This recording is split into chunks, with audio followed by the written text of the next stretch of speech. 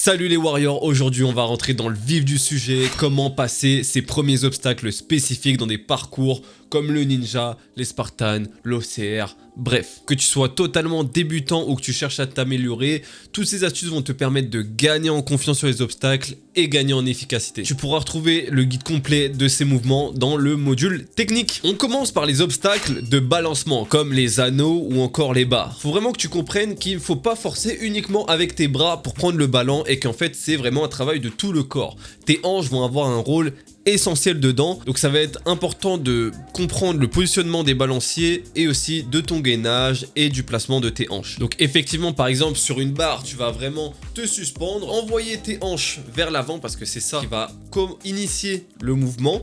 Ensuite, tes pieds, faut les voir comme un boulet de canon qui va, tu sais, un boulet même de prisonnier qui va prendre tout le poids. Et en gros, le but, c'est comme un pendule, c'est de faire... là, on va dire c'est les pieds, là, c'est la tête.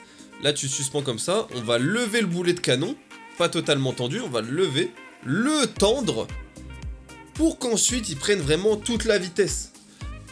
Parce que si tu fais seulement ça, ça va pas marcher. Il faut lever les genoux, ici, envoyer les pieds forts, et donc envoyer les hanches en même temps. Et là, les pieds, le boulet de canon va redescendre fou. Pour ensuite repartir, ok?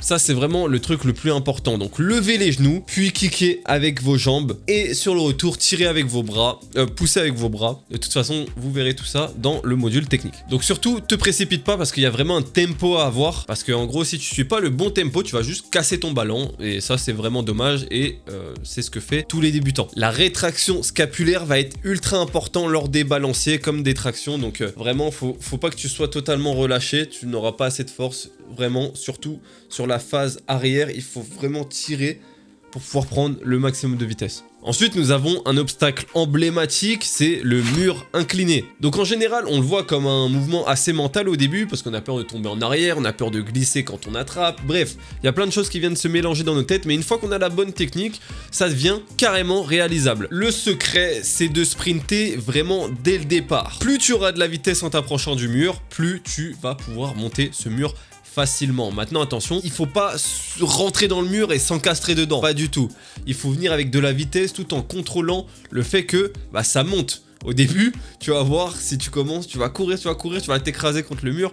C'est pas ça qu'il faut faire. Commence à courir et surtout, ne ralentis pas. Tu dois pas ralentir, tu dois continuer d'accélérer sur le mur. Et même quand tu es en train de monter, c'est là où il faut encore plus courir. Et surtout, la petite astuce que moi je peux te donner, c'est vraiment de courir, vraiment mettre tes pieds, un autre, et de pousser, de sauter sur ton dernier appui. Et là, tu envoies tes bras, que ça soit un bras pour avoir plus de distance ou deux bras. Ensuite, il ne tient qu'à toi de faire un muscle up ou de monter les coudes.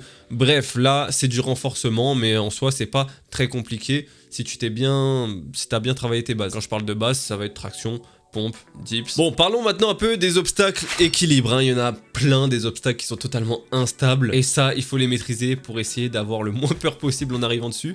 Parce que peut être le plus fort, tu peux tomber. Donc là, tu vas vraiment devoir te focus sur ton centre de gravité. Et la plupart des personnes vont te dire, regarde devant toi pour garder ton équilibre. Et moi, personnellement, ça ne m'a jamais aidé. Je préfère 100 fois regarder où je vais mettre mon prochain pied. Ça, c'est quelque chose qui m'a toujours servi. Et bizarrement, j'ai jamais eu de gros problèmes avec les obstacles jambes.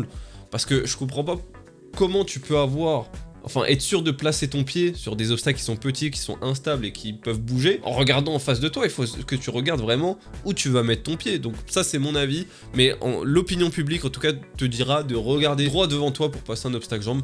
Fais comme tu veux. Franchement, teste un petit peu les deux astuces. Mais si je peux te partager la mienne, c'est vraiment de regarder chaque pied que tu vas mettre. Et moi, je mets mes bras comme ça, en général. Mais je regarde vraiment où je vais mettre mes pieds. Parce que le but sur un obstacle équilibre, c'est d'être le plus au milieu possible. La corde à grimper, c'est un obstacle aussi classique que vous pouvez retrouver dans plein d'autres sports. Mais en fait, il y a vraiment la technique à avoir pour pas forcément utiliser que ses bras. C'est la clé avec les pieds. Grâce à cette technique, qu'on verra du coup dans le module technique, ça fait beaucoup de technique. Et je vais vous apprendre vraiment à bien placer vos pieds pour que vous puissiez tout simplement carrément lâcher vos mains ou juste vous tenir ici sur une corde. ce qui va vous permettre de bien vous reposer si jamais il n'y a que ça comme repos. Ou si jamais vous êtes un peu fatigué, vous devez passer des obstacles, et bah vous saurez comment bien vous aider. Et il y a une autre astuce, en fait quand tu montes à la corde, on a souvent l'habitude de tirer avec les bras, mais en fait pousse aussi dans tes jambes. Généralement c'est ça dans les obstacles, là on croit qu'il y a que les bras, mais il y a aussi les jambes. Donc quand tu tires, et ben en fait tu pousses dans tes pieds, tu tends tes jambes pour monter le plus haut possible et ensuite attraper plus haut. Ok. Pour finir, on a un peu les sauts de la foi, là où tu dois sauter d'une plateforme pour aller attraper n'importe quel obstacle. Ça peut être une barre, une plateforme, bref, tu peux t'attendre à tout. Et le plus important ici, c'est vraiment d'avoir confiance en soi. Prépare ton corps, prends vraiment le bon élan. Et une fois que tu prends la décision de sauter, mais alors là, vas-y à fond, ça sert à rien d'hésiter. Si tu sautes, tu sautes. Et visualise toujours où est-ce que tu vas atterrir et comment tu vas atterrir. En fait, dis-toi que l'atterrissage est tout aussi important que le saut. Donc vraiment, c'est une overview globale qu'il faut faire. D'où l'importance de la visualisation qu'on a vu juste avant, dans la vidéo d'avant. Donc ça, c'était concrètement les obstacles de base que vous pouvez trouver dans le ninja et dans des parcours d'obstacles. Mais t'inquiète pas, si tu échoues au début, c'est totalement normal, on est tous passés par là. Le but, c'est de pratiquer, d'apprendre de tes erreurs et t'améliorer à chaque tentative. Mais déjà, avec ces techniques, tu pars déjà avec un bon bagage que des débutants ne peuvent absolument pas avoir.